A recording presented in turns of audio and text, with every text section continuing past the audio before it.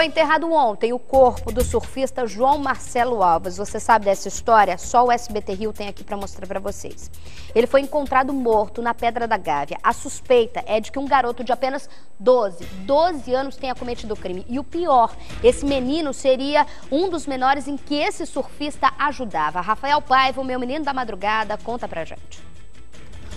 Emocionados, dezenas de parentes e amigos acompanharam o enterro de João Marcelo, de 27 anos, encontrado morto pelos bombeiros na manhã de sábado.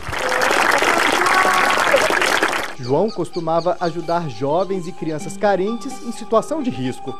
Levava para casa e dava roupa e comida, como mostra esse vídeo que ele mesmo postou em uma rede social. Tá boa a comida? Tá mais que bom.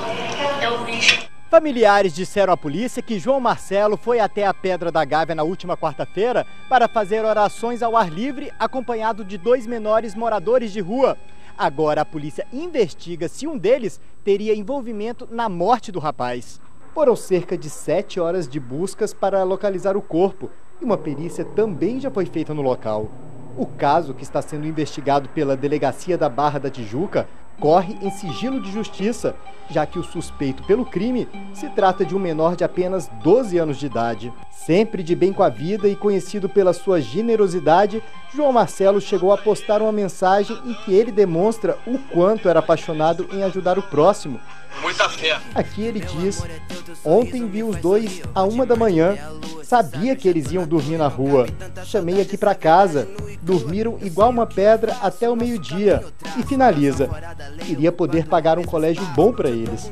Amém. Amigos lamentaram a morte de João Marcelo e deixaram várias mensagens de fé e saudade. Valeu, irmão João, por fazer parte de nossas vidas por esses anos.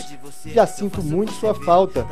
Todos seus amigos te amam. Vou caçar mais de 1 milhão de vagalumes por aí.